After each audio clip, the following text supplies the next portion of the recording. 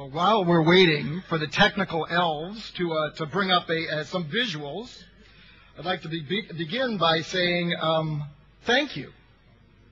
Thank you significantly for letting me be here at this amazing celebration of what's going on today and what's going to happen in the future. Now, as I was thinking about, like, thank you, gentlemen. A round of applause for the technical elves. All right, here we go. Hey, thank you, thank you. All right, as I was thinking about this topic, this very deep topic of can the web be free, I said, how do I talk to the creme de la creme of, like, basically the Indian, if you will, like, intelligentsia? Because how do you start this? And I'd like to take you back. I'm a contributing futurist at the World Bank, and so and I'm actually older than I look. So I'd like to. 1984, we were doing a study, and it was called basically the impact of American technologies and technologists on global thinking. And my doctoral work is at the University of Michigan in Japanese Studies, and I was a spontaneous translator for the Carter Economic Summit. But anyway, I was seconded in Tokyo, and my job was to watch, like, American vendor chieftains, the Scott McNeelys, the Eric Schmidt. Well, actually, it was before Eric's time, and he was still a worker bee then, before he was a billionaire. But anyway, but then we had, like, all those guys, Larry Ellison, and Bill Gates, and they would come to Tokyo, and I would sit in a room similar to this with all these big CIOs of Japanese companies and see how they impacted and how they engaged with this audience. Well, some of you may remember a company by the name of Computer Associates. Do you remember Computer Associates? It's like, there we go. And you probably remember their CEO, Charles Wang. Well, he was coming through Asia, and in one of the first moments of a marketing person actually speaking truth to power, they said, like, Mr. Wang, the audience isn't liking you, and this isn't helping us. It's really, and so Tokyo's our biggest market in Asia. And this is back when Japan still had an economy. And so, like, and he said, we really need you to connect with these people. And so what we need you to do is talk to the Japanese in the language they dream in. Talk to them in Japanese. And Charles Wang looked at his soon-to-be ex-marketing director and said, which part of I'm Chinese don't you understand? And that's right, I knew that. So he says, we'll tell you what, we'll write it down for you. I don't read Japanese. He said, well, we'll do it phonetically. He says, I'm not doing an hour talk hooked on phonics in Japanese. And they said, well, what are we going to, the Japanese really are into haiku, so we'll do a short little opening. How about an opening? So, okay, we'll do an opening. So he did an opening, and it was strange. I was sitting right where the esteemed Professor Sappho was sitting while he gave his talk, and what he meant to say was, I'm tickled pink to be here. I'm so happy I could die. That's not what he said. I'm sitting right there with Dr. Sappho was saying, and he said in Japanese, he said, I have a rash which will probably kill me. Those of you who are familiar with the Japanese environment know that hygiene is kind of important over there, right? They go, so there was not a big exchange of meishi or business cards after this. And the reason I open my remark to you, the future of the Indian economy, and also, as we heard so many speakers say, not just India, but the world, is this question of translation. How do we translate the wonder, which is the promise of information technology, into something that truly matters? And that brings us to this whole issue of can the web be free? So those of you who are taking notes, I'm going to quickly go through this because we want to open it, because it's all about you, it's not all about us, is I've got a couple points I want to make, all right? First one is a new Uber framework, all right? 3 ways to future, mental models, the age of big information, and bringing the future to the present. But I don't want to move too fast over what an amazing day we've had. And my congratulations to India Today and the conference organizers, because it's just such an honor to be. This is a special session, number 6, in a special place. This is an amazing hotel in an amazing part of Delhi, in an amazing country, for a special audience. I'm not just sucking up. This is important, all right? All right? On a critically important topic at a unique moment in history. And I do really want to stress a unique moment of history. I spent some time with the folks at the Massachusetts Institute of Technology, the second technology institute in the world today, basically. And they call it, where we're living today is we're having a formative historical moment. But it's really a punctuated equilibrium. And you could go through, and I know that Professor Sappho studies the history of technology, but this idea of violent is too strong a word, but a very distinct and fundamental revolution during which one conceptual worldview is replaced by another. And I think that's what's happening today. And then just to give you an idea, you see these little animals here, you can probably see those, is that what this happens, what's this pace of technology change, is actually giving rise to new forms of economic life. So there's this idea of before and after. So before and after, and that's going on. So it's hard to explain what I do for a living, because it sure beats working, because I'm a future-focused, in-the-field anthropologist studying tribal behaviors in modern organizations related to learning about, deciding about, and interacting with technology. And for those of you that know me, also know that I was, basically Al Toffler's gopher for many, many years while he was right. So, by the way, Alvin says hello. He misses you. He's just published a new book, and he's still well. And Heidi says hi as well. So he was very pleased. So, and they sort of hooked at the hip there. But for 25 years, I have camped out in the world of Homo technologicus. What that means is for 250 days a year, I am on the road meeting with persons of interest, performing technological acts of significance. So I check people out. So as a futurist, I'm ridiculously well traveled. 250 days a year. Think about that. That means I am genetically engineered for airline travel. All right? I am short and squat and actually like the food. All right? So I am amazingly well connected. I actually go through 1,000 business cards every 5 or 6 weeks. I am a promiscuous networker. So I hope this evening over alcohol or something we can swap some cards, because that's going on. I am pathologically observant, and I come by this somewhat legitimately. My mother was a spy. This was back in the days when people actually kind of liked the United States. I mean, she was in charge of human intelligence gathering in the European theater of operations for 2 American presidents, and so I was outsourced as a child. I was sent away to military academy at a very young age, so I relate to many of the wonders that goes on in your world, And but the one thing I learned from there wasn't a lot of maternal bonding, but the one maternal lesson I learned was your network will always keep you safe. Your network will always keep you safe. And let me tell you, there is no better network in India or in the world than the people who are at these tables today. So it is almost malfeasant if you do not network your buns off. That's an official phrase, all right? You know what I mean? So we're going to do that in just a couple of minutes. And I'm also brutally honest. I talk truth to power. That's going on. So you're all saying, okay, future anthro boy, tell me what you see. What the heck is going on here, all right? So here is the big news, the Uber framework. Now, we talked about it. We actually come up with it. You all remember the Cold War, all right? And it wasn't just the U.S. versus the Soviet Union. Think about it conceptually. It was freedom versus not free. All right? It was basically centralized versus decentralized. It was choice versus not choice. And one of the things we are finding from all of these conversations we're having out there in the marketplace, in the global marketplace, is that we are now on the cusp. Actually, we are in a Cold War. And this is why this whole media thing is an informational Cold War, which breaks down to free and not free. Is this making some sense? What I did just right there is this is a pedagogical device we use at UCLA called a question. Right?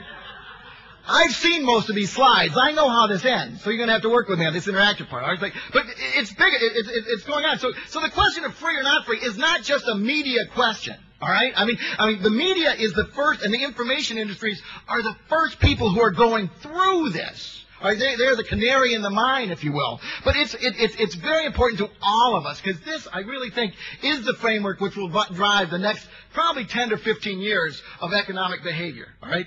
So that's really going on, if you will. All right? So that's going on. So what are the implications of this Cold War on the next web? All right? So here is organizations not thinking in terms of free versus not free are behind the times. Executives need to repolish their strategy lens and recalibrate their business models into this free and not free. And organizations need to get busy giving stuff away and getting it for free. So you see, it means that we're going to have to understand the entire value chain Like our suppliers, and by the way, that was a brilliant talk, it was absolutely brilliant. And that's what, and Google exemplifies this situation.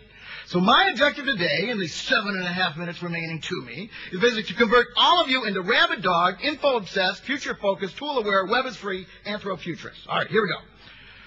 There are 3 paths to the future. All right, now you're all going to be, now I'm sharing trade secrets, all right?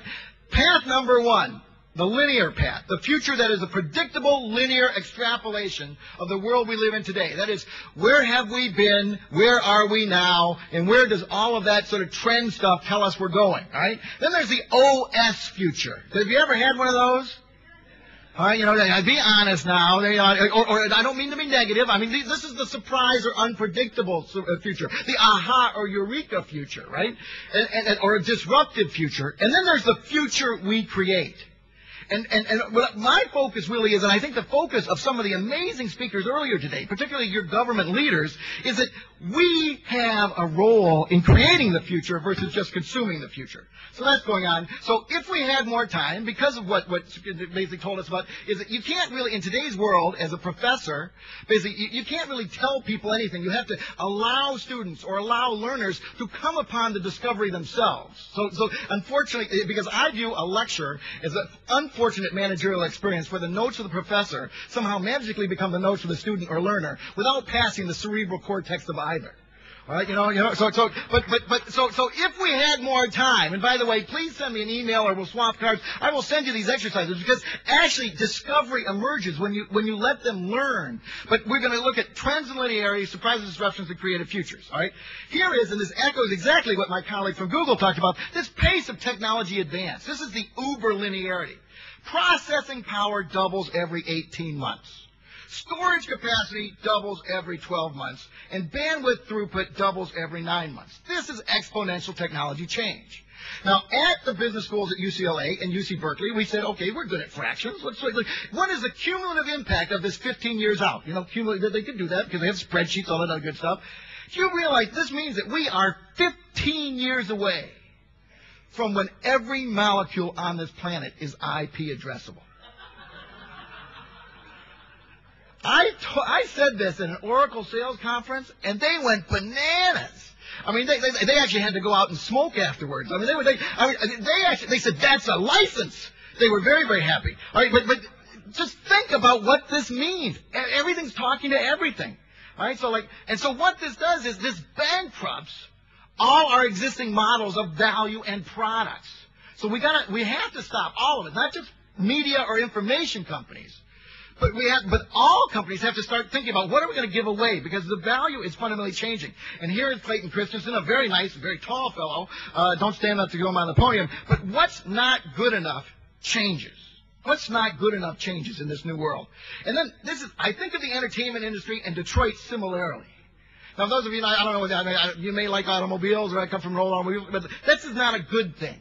This is not a good thing, all right? And so we are living in a brave new world. And I picked these things out because the brave new world, as my colleague from Google says, it comes in any shape we want. This is not really the real brave new world. This is a Clip Notes version of it because nobody has time to read in today's age, all right? And if you still don't have enough time to read, this is actually a audio version of Brave New World you can use while you're commuting or in your iPod.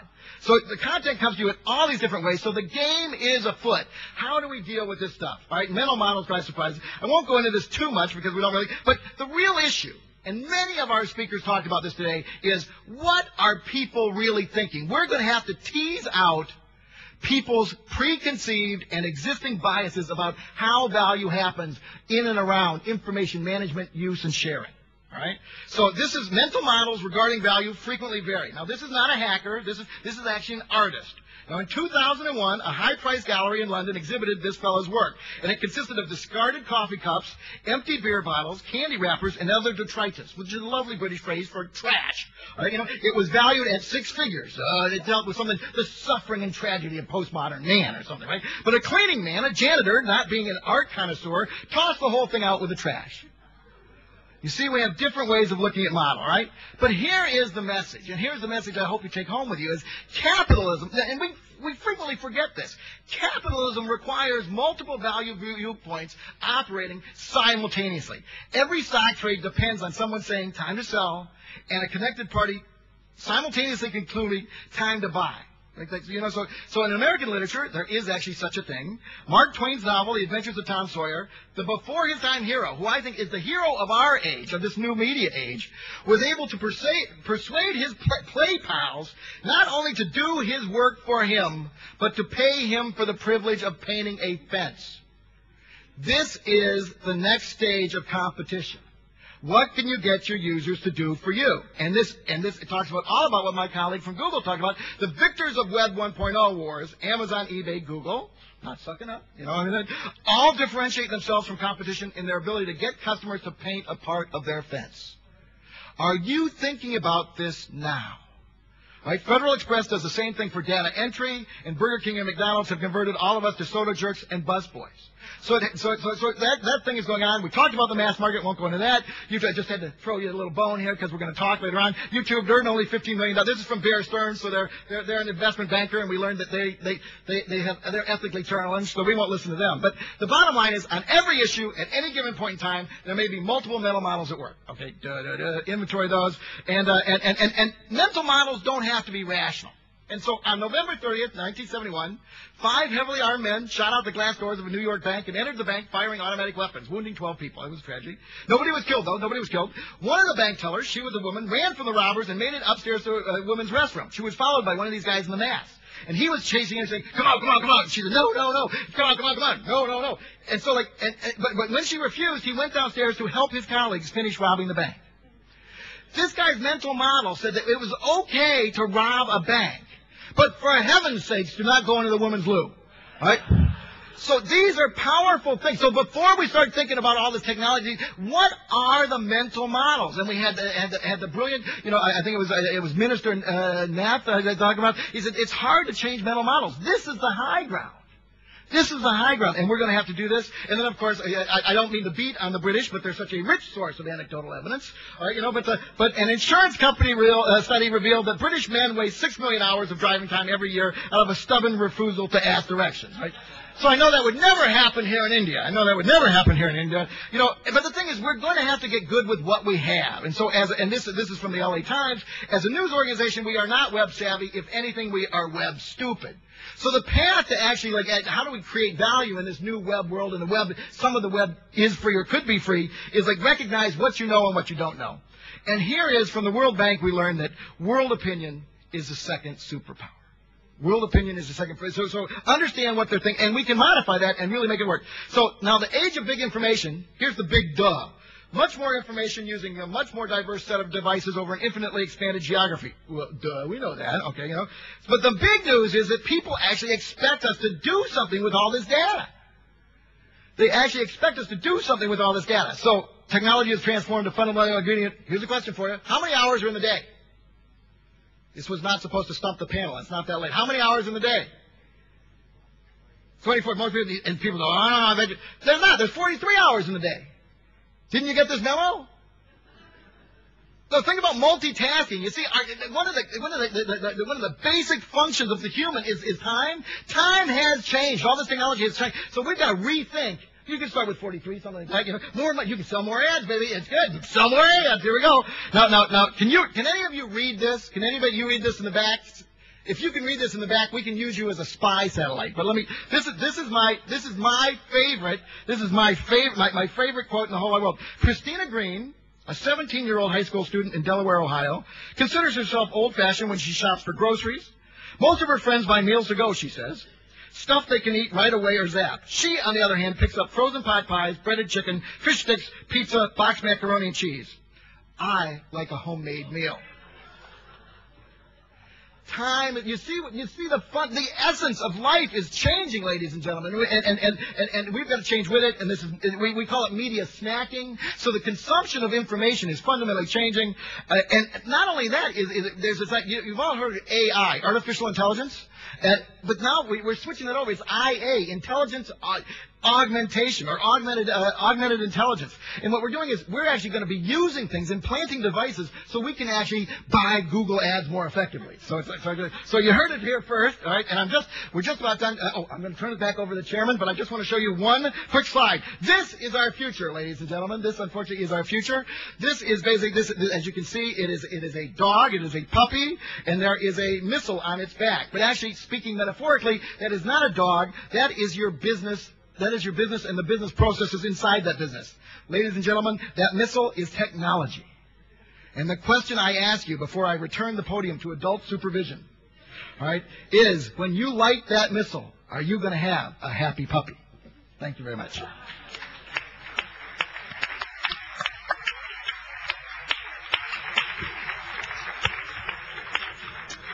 Thank you, Thornton. I think we are still a little dazed, but we'll recover. But I think all this is great, and I think we've got a great view of the future, but who's going to pay for all this stuff?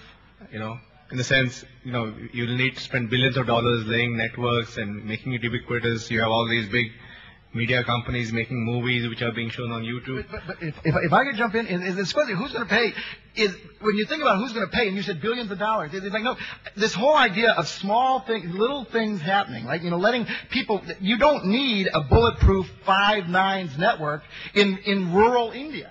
Like, you know, if every now and again you get dial tone, that's victory. You see what I'm saying? Yeah. But you still don't have to lay this stuff, right? But it's nice for Google to make lots of money on this, but what happens to those poor guys who make movies, or those poor telecom companies who lay broadband and all that? You said poor guys who make movies. Show me one, all right? You know, sorry, with the exception of the present companies from the film industry here who are hard-working professionals and artists, all right? You know. Right. So first of all, I actually want to echo something Thornton said. So you talked about the billions of dollars on the network. Let me share one interesting example with you, if I could. When YouTube first started, Google Video had already preceded it. Okay, so Google Video, it was conceived by our own engineers, and we started and we got going. And YouTube managed to surpass Google, and then of course we ended up buying them. And if you ask the engineers what they thought the critical difference was between YouTube and Google Video, it was actually that the Google Video engineers thought you had to optimize for quality. You had to have perfect bandwidth. You had to have a great user experience over the wires, right? And you need to have a substantial investment infrastructure. YouTube proved that fundamentally wrong, right? Because it gave people short-form video and actually grainy and not so good quality, right? But it was good enough. So first of all, I would submit, back to Thornton, that you don't actually need to make $1 billion investment in network. You need to experiment, right? And you need to be willing to put yourself at risk if you're an organization, if you're a user, if you're a creator. So I would submit that as point number one. I don't think it's any longer to be in the game, you're going to have to spend $1 billion. You're going to have to lay the next fiber for the next 500 million homes, in order to get access to a monetization opportunity. So I take that as point number one. Number two, when you ask who's going to pay, well, currently, if there are producers of content, they are ultimately consumers.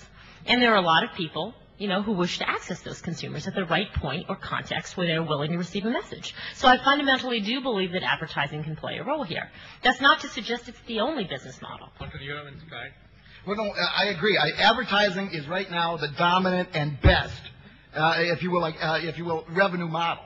But there's also this idea of, and I'd love to talk to you about this later, is like this idea of co-creating value and then sharing that revenue stream. Because one of the real, and this is it's so fundamental to the future of India, I think, is this idea of the whole world works for you.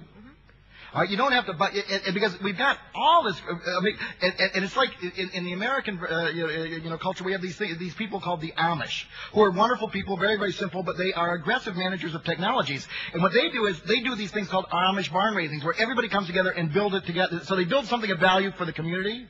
I think we can do that. I think that's the next model. Great. I think we have a lot of ideas. Now, I'd like to, since we're running short of time, if there are any questions from the audience for this exciting panel.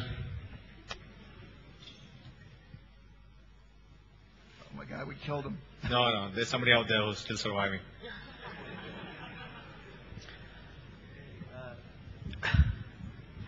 In the previous session, we heard about Gutenberg and followed by Pawn and how to. I take how to as, in terms of the current session, I take how to as the Googleification of the net.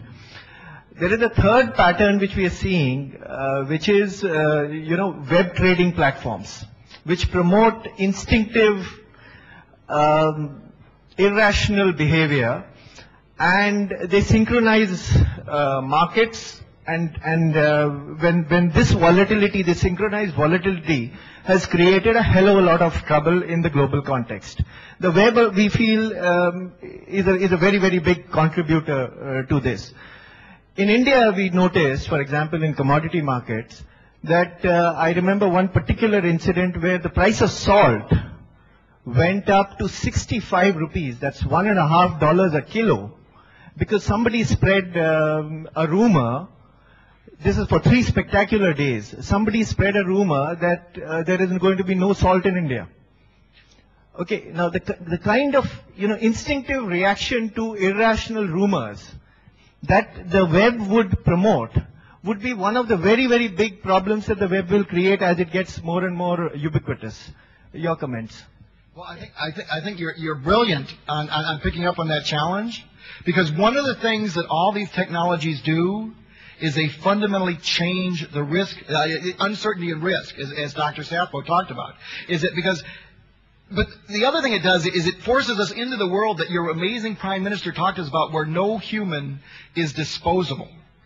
Because every individual who can walk the face of this planet, when we get to that point, as we ride this technology curve down there, is going to have dangerous technology.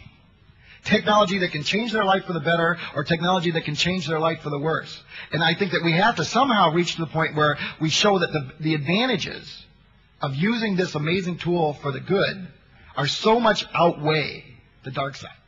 Right. Yeah. So one additional comment. Your presumption is correct that the spreading of rumors on the internet, travels at light speed. But that presumes there's only one voice on the internet. And the reality is that in an environment where you have an opportunity for irrational information to be spread, you also have, more than ever before, an opportunity for 1,000 rational voices to be heard in an instant. So I think you can talk about the speed at which irrational information spreads, but let's also talk about the opportunity, once again, to be a participant in the process, and to engage in dialogue online. And so there are asynchronous pieces of information on the web, and they do have the opportunity to have massive impact. But as I said, it's not a one-voice medium, right? It's a medium that can synchronize and aggregate. Somebody out there? Yeah.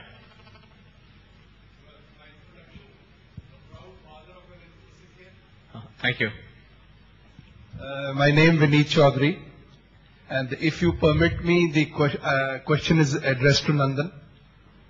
Not a futurist or a futurologist. No, not on this. In fact, this question should have gone to Mr. Narayan Murthy in the previous session, but probably the chairperson was always looking that side. No.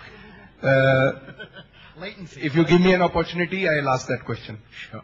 Okay, thank you. In the session before Mr. Murthy's session, there was a talk where people said that America is the real consumer in the world.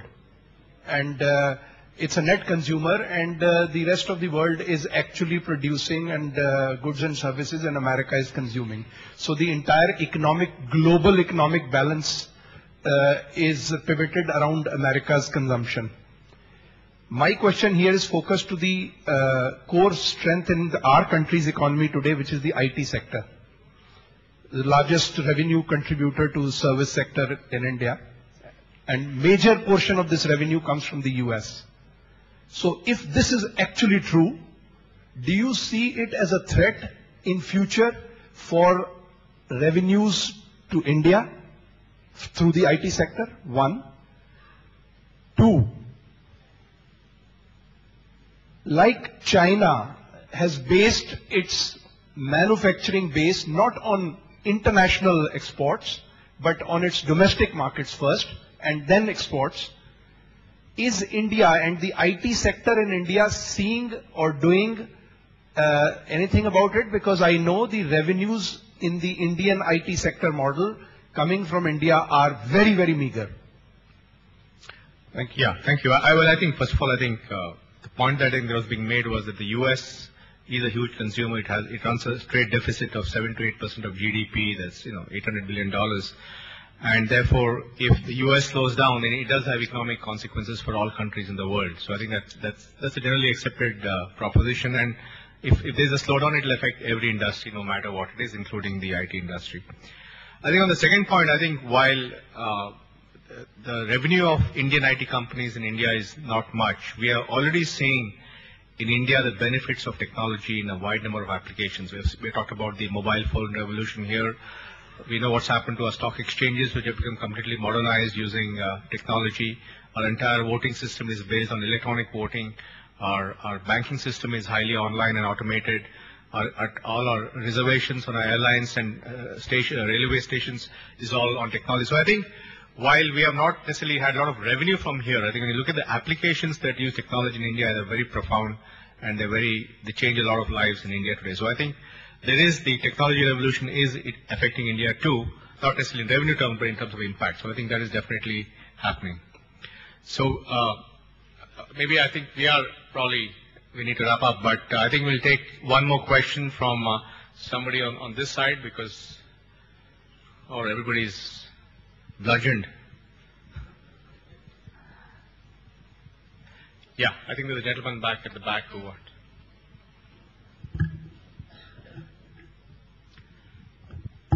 Hi, my name is Graham Waters, New Zealand High Commissioner. As you're going to hear from Sir Richard Hadley tonight, we New Zealanders like to do a lot of running around.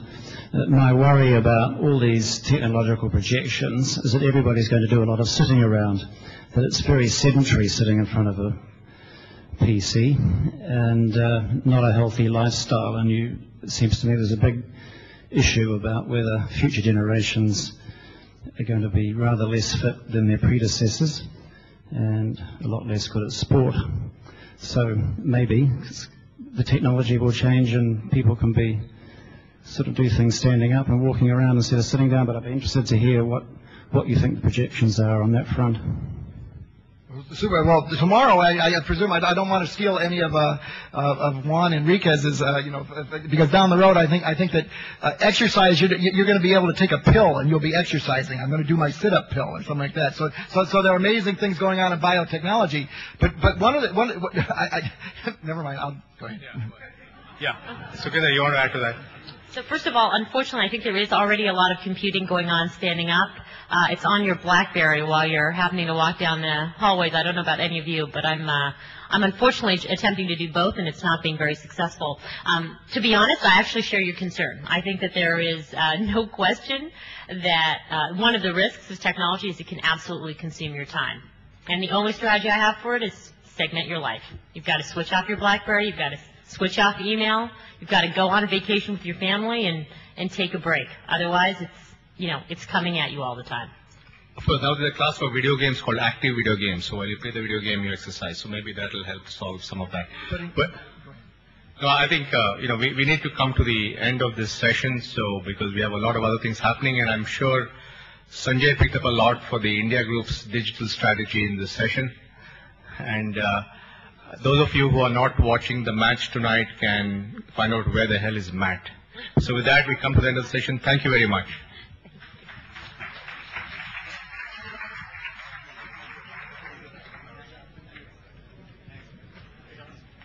May I request Mr. Arun Puri to please give away the mementos?